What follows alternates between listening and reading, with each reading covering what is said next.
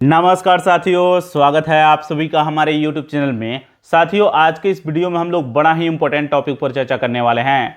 साथियों, आप सभी के जानकारी के लिए मैं बता दूं कि आज के इस वीडियो में हम लोग बात करने वाले हैं कि किस तरीके से अमेरिका का एक AI चैटबॉट मॉडल नशीले पदार्थों का सेवन कैसे किया जाए, इसी की कोचिंग दे रहा है। दोस्तों, जब आप लोग यह जानिएगा और समझिएगा कि आखिरकार उस AI चैटबॉट का नाम क्या है, तो आपके पैरों तले पर जमीन खिसक जाएगा।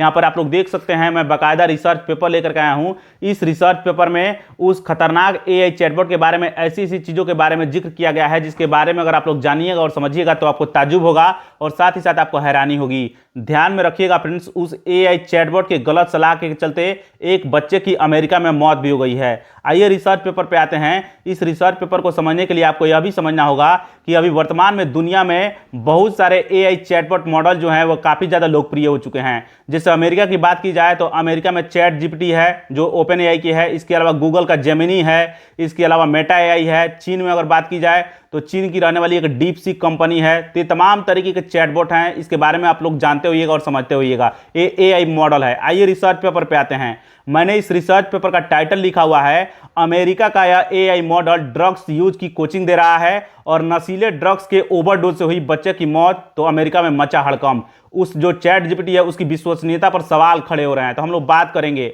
अमेरिका के कैलिफोर्निया में दिल दहलाने वाली घटना हुई है। 19 वर्षीय कॉलेज का एक छात्र था जिसका नाम था सैम नेल्सन। उसी की मौत हुई है। उसकी मां ने दावा किया है कि उसका बेटा पिछले 18 महीनों से उस AI मॉडल से नशीली दवाओं की खुराक, संयोजन और प्रभाव के बारे में बार बार सलाह ले रहा था। नस्ली दवाओं के नाम के बारे में ले रहा था, उसका कितना प्रभाव पड़ेगा शरीर पर, इसके बारे में पूछ रहा था, और उसके गलत दुष्प्रभाव जो है उसको कैसे रोका जाए इसके बारे में भी पूछ रहा था। तो ये चीज़ें ध्यान रखिएगा।